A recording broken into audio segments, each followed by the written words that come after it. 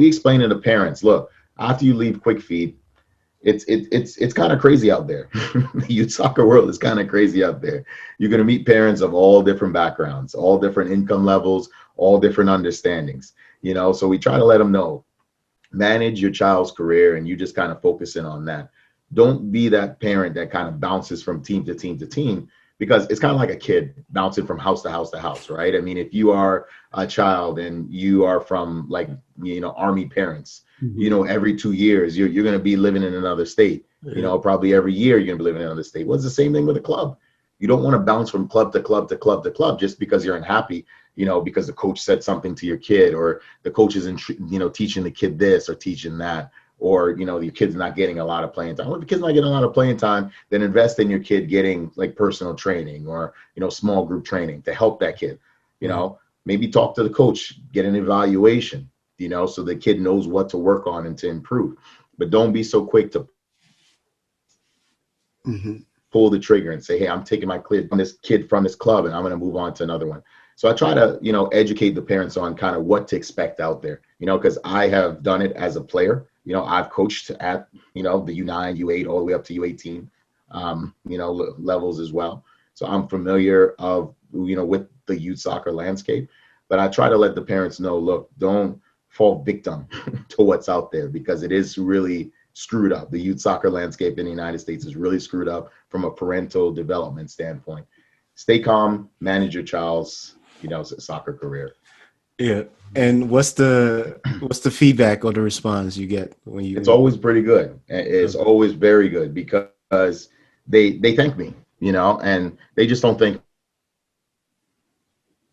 me at that point in time of talking to them when a kid ate Quick Feed, but they also thank me, 5-6 years into it, when a kid is U15, U16. And that's part of the reason why we started the NACTM program, because I want to know how these kids are doing. Although Quick Feed's been around for 14 years, there's been many, many times I don't know what kids are doing, if they're still playing or not. There was one kid I just brought back to Quick Feed, and I hired him. He's going to be going off to college, but he was a part of that U18 team that won the Dallas Cup from Future. He started with Quick Feed when he was 4. So I know what he's doing, right? I know what he's up to, but I don't know what a lot of the other kids are up to. So that's part of the reason why that program continued. And that way I can continue to educate the parents. And I always keep, an open door policy. All even though we have an office number for Quick Feed Soccer for Kids, I do give the parents, when the kids age out, I give them my cell number. And I always tell them, look, if you have any questions about the process, just give me a call. I'm always going to give you an unbiased point of view, because yes, I'm a trainer. Yes, I'm a coach as well, but I'm no longer in the youth soccer club scene, so I can give you an honest assessment, So yeah. And I mean, a lot of parents like that. Yeah. I mean, you're doing a great job. It's something that needs to, we need more of it, right? Like, so everyone knows this is something I talk about all the time. I think parent development goes hand in hand with, soccer, football development, right? The skill development, the technical, everything we're doing with the kid.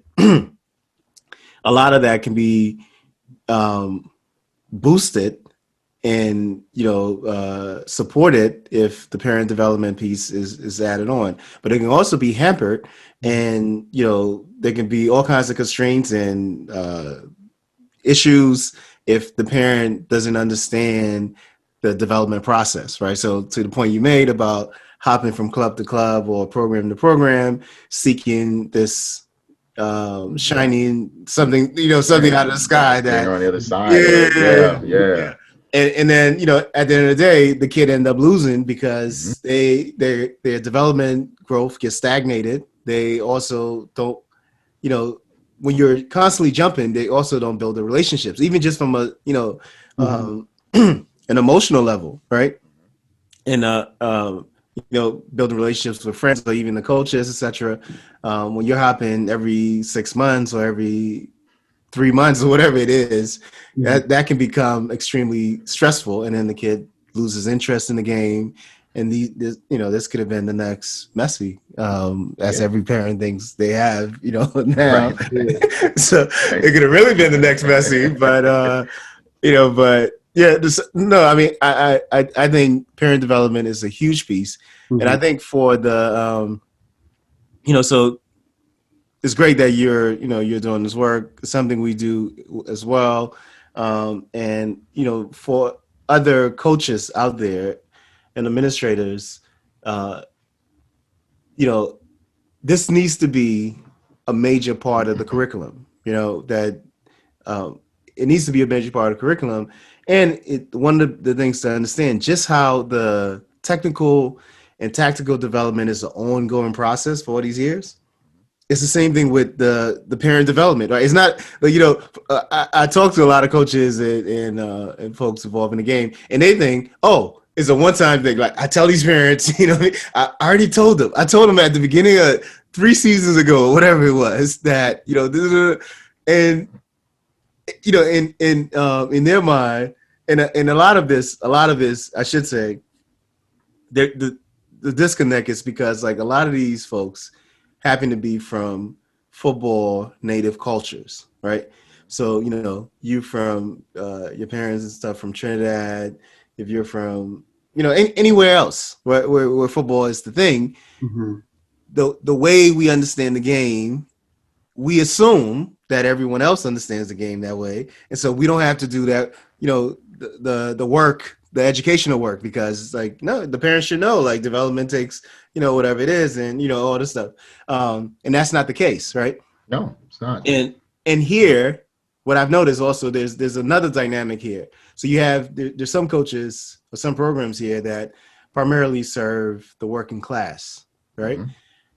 So there's a different parent development that needs to take place in that group, right? So if you have an immigrant or working class population, the parents may not have they may be working, so they may not have the time to show up at the games or the practices, and also, so there's different type of parental development and communication that needs to take place between the coaching and the parents and the kids. And then what you normally hear about is the other group, where is the more middle class or affluent parents who may have the ability and the means to be at the practices, be more involved, et cetera, and as a default are more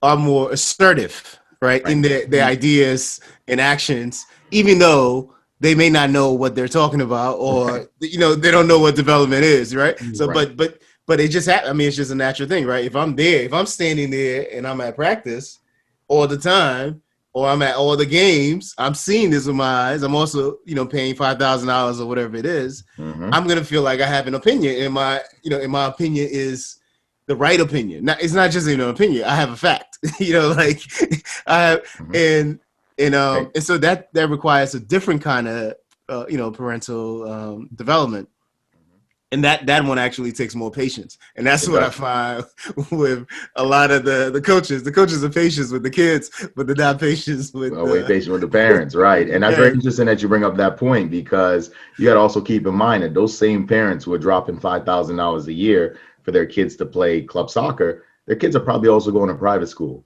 My brother, my sister-in-law, prime example. Both of my nieces, they play at Braddock Road. And my brother probably spends about $3,000 each per year on each of them. They also go to private school, so he's very much involved. Now, he played the game, and I also have to tell him sometimes, just kind of just let them enjoy this. You had your moment. You had your moment to play youth soccer. Let your daughters just enjoy their moment. Let them just play. They're going to mess up sometimes. Just cheer them on, so he does that. And most times he's very, very quiet, on the sideline for games that I can actually go and actually attend. So those parents are very much involved in their kids day to day.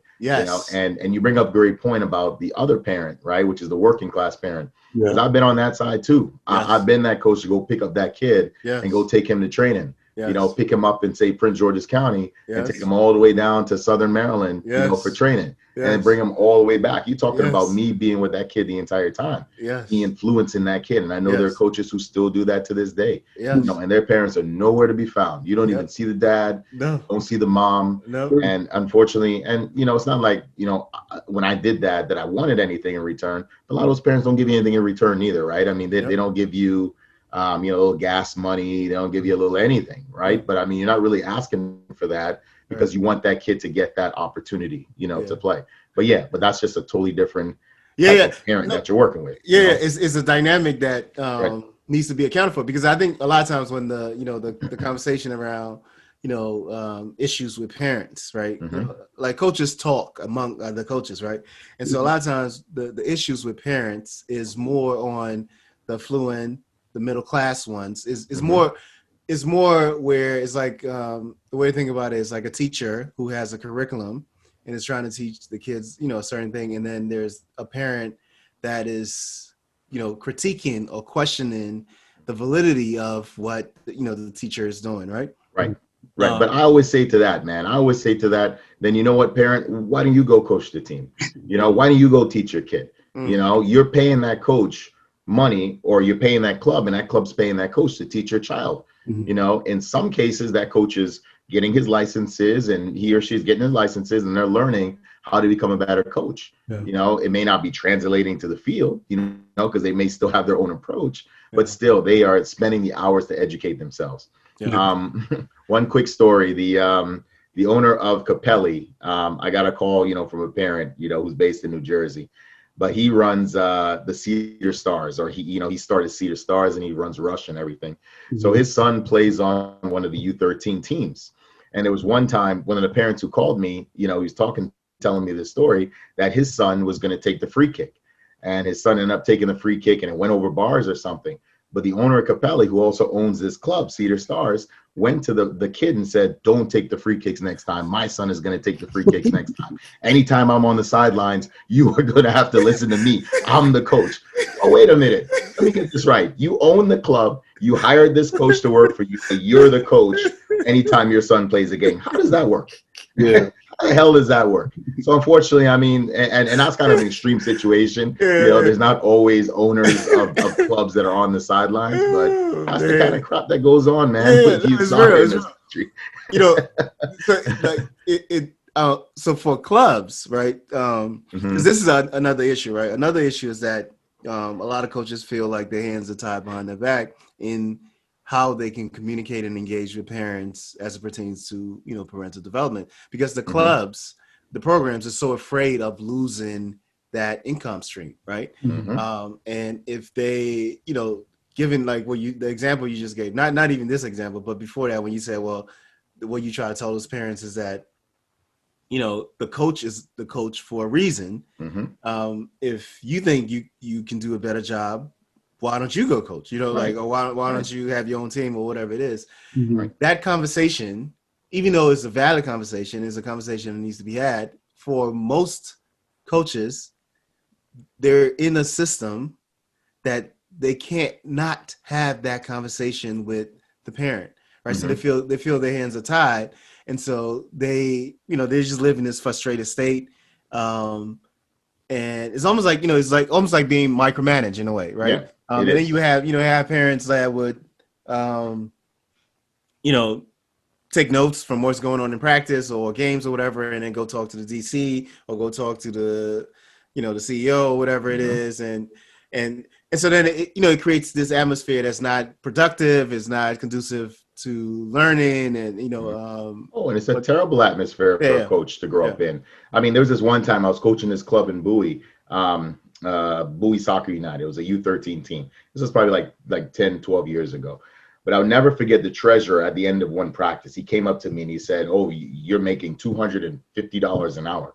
Like, he calculated everything I made, right? How much I made that season. And then he broke it down by the hours because he was a treasurer. And he decided to take that out on me, I think, because his son wasn't playing or didn't get enough playing time or something like that. So it's all types of shit that they do, man, in order to hold it against a coach. I mean, it's so ridiculous. And I would never forget this one time in Virginia Beach. I was just filling in for a coach, for the Herndon Soccer Club. And one of the parents or two of the parents across on the other sideline, here they are, they're business owners and everything like that. So it was an early morning game, and the kids weren't playing well. And I really didn't know the kids, right? I'm filling in for this coach. So I'm just trying to get them going and just kind of managing the game. And I would never forget one of the parents across the sideline said, Coach Justin, get your head out of your ass, or something like that. Like we were down like 3-0. We were just the other teams just running over us, right? Yeah. And we weren't prepared at all. I didn't know the kids' names. I'm just filling in for this coach, right? But it's just different things like that, that unfortunately coaches, have to deal with, in this country. And there's really no protection. Like you can't turn to U.S. Soccer to help you. You can't turn to the state of Maryland to help you. VYSA is not going to help you. So it's like, it's still the wild, wild west out here, man. Yeah. If you're a youth soccer coach.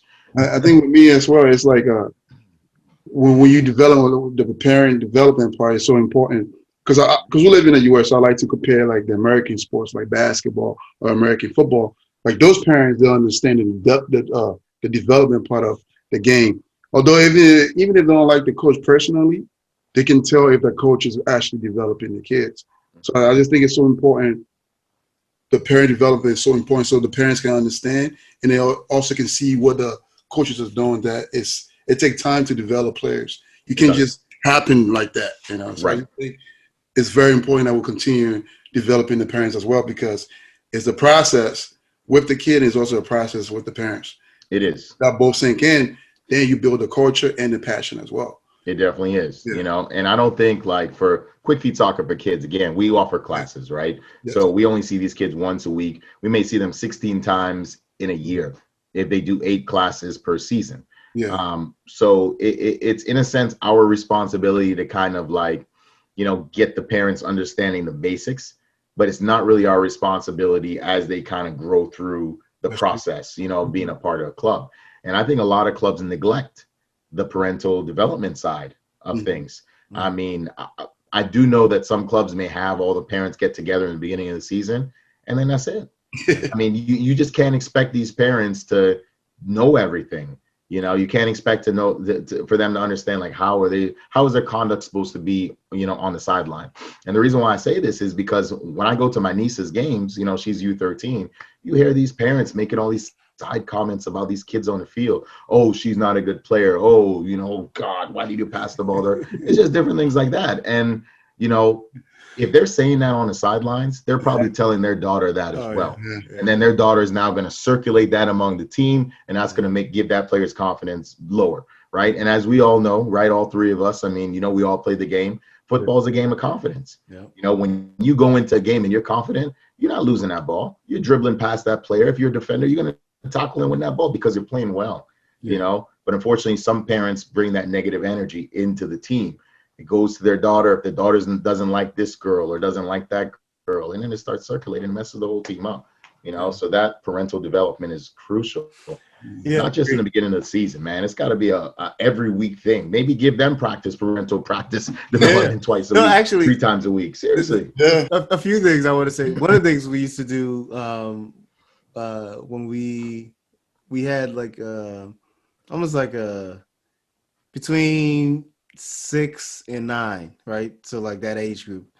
We used to, at the end of the season, we would have the kids versus parents, right? Good. Yep. And this was like, first of all, the kids are so ready. But what's crazy is that the parents would be so ready. Like these parents are so competitive, right? And then when the game starts, when they start playing, the parents realize, oh, it's not as easy as it looks from the sideline. Do you know what I mean? Like my kid, like my kids is trying to hit the ball, they hit it or whatever. Normally when the parents on the sideline, like, oh, they yelling at the kid, and stuff. Right. Now that they have to do it, they have to control the ball. And all of a sudden they're falling, falling down, can't dribble. And then it's crystallized to them how difficult this is and how impressive the improvements that kids have made from when they started to where they are now, right? So that that piece that's an important piece where getting the parents to understand that this is especially if they have to play, they really do understand it because for a lot of us, once you hit a certain age, you're not even trying to walk before I even say before I even say run. You know what I mean? People are just trying to sit down and relax. But what I was gonna say was concerning the parent development, given how how difficult it is, I think the role you play, especially you're going from 2 to 7, that's such a crucial period because you can lay the groundwork for wherever these kids go in the future. So to the point where you're developing, you're putting in place such strong foundations with the parents so that they understand what development really is and how the process should be. So when they go to clubs, wherever they go at 8, 9, 10, et cetera, they're coming with these expectations that they can then manage and even help. They may, because some programs are not, some programs are stated development, is what I call stated development, right? So like, everything says, oh, we develop players and do this, et cetera. But that's like, I mean, that's not what they do, what I mean? Right. And it's not their fault. Like, I don't blame anyone for the lack of development in the U.S., right? Because I think it's a feedback loop system, right? Is the programs are reacting to the expectations of the parents are reacting to the fact that they're paying this money, and so they want to see something. So the programs figure, oh, we just have to win, and so put the strong player, the fast player, oh, we just score, and we do that until they hit 16, 17, and they haven't developed. Now everybody's strong and tall and fast, but nobody can control the ball or nobody know what runs to play the ball in the air. There's no game IQ. There's no tactical awareness. None of that. And now I'm 17, and so then I can't compete with anybody. I can't compete with any of the clubs or the kids in Brazil or Nigeria or London. None of that. So then it's just it. I thought I was hot, but obviously I'm not. You know what I mean? So, but by then it's too late. Yeah. Right. Yeah. So it's a vicious feedback loop, but I still feel like we can chip away at it by doing the work that we're doing, and even with the 300 parents. So let's just say that you have the season. If those 300 parents continue and it multiplies to 600, 800, etc., that's a huge crop, right? That when they eventually go off, maybe 200 of those will go off to clubs or whatever it is. That's a huge group, and they will come in understanding that, no, this is a long game, right, and we need to focus on actually developing and give the coaches and the programs the time and the resources and support that's needed so that these players can truly develop and not just win games and win the what did Bigo say? Win the U9 World Cup. Right. Like I still like Bigo, that was so hilarious. Like we need to do. I'm gonna find like someone who does comic and do like a comic rendering of the U9 World Cup and just pass this out to like because that's what it feels like, what I mean? Like if like folks act like, like it's everything, like winning is everything, So yeah, so I just want to say, like for you to, really, I commend what you're doing. And I want you to continue to do it, and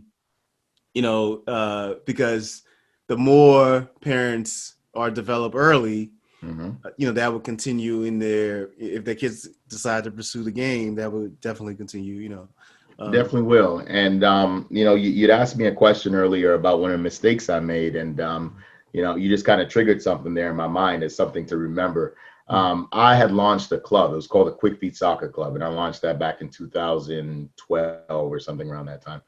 And it only lasted about 2 or 3 years. And the mistake I made was I brought parents onto the board. That was my biggest mistake. And those parents who came onto the board kind of collaborated because all they wanted to do was win. They didn't care about development. They wanted their kid to feel great, after a Sunday game or after a Saturday game, so they can go talk to their friends during the week and say, hey, I won this game, I scored this goal. Didn't matter how they played. They just wanted to win. Yeah. So we were developing players, and we were moving kids up from the soccer class, and we were kind of transitioning them into the Quick Feet Soccer Club. And we were doing well. Like, one season we went like 9-1, scored a bunch of goals. This was like in the Central Maryland small-sided league. And then the next season, we ended up losing like 3 of the top players. So we ended up going like 1-10 the next season, and that was it. the whole thing collapsed because the parent mentality again, you got to win.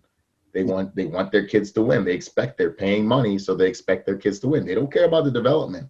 They don't care that, if the team declines, that just means that, okay, well, we can't get any worse, record-wise in the way we're playing. Forget the record, just the way we're playing, we could only go up from here. The patience, unfortunately, there are some parents who don't understand that patience. So that was kind of made up of the folks who kind of joined the board, and that was kind of one of the biggest mistakes that I've made. So anybody who starts a soccer club, do not add any parents to your board. That's one mistake I made. Do not add any parents to your board. If you got friends who played college, so you played college soccer with, or played youth soccer with, and they don't live in Maryland and they live in California, add them to your board. Because at least they have the same mindset as you. Don't think you have to have a board of just your parents here or just parents. No, don't do it. Big mistake of my life. But anyway,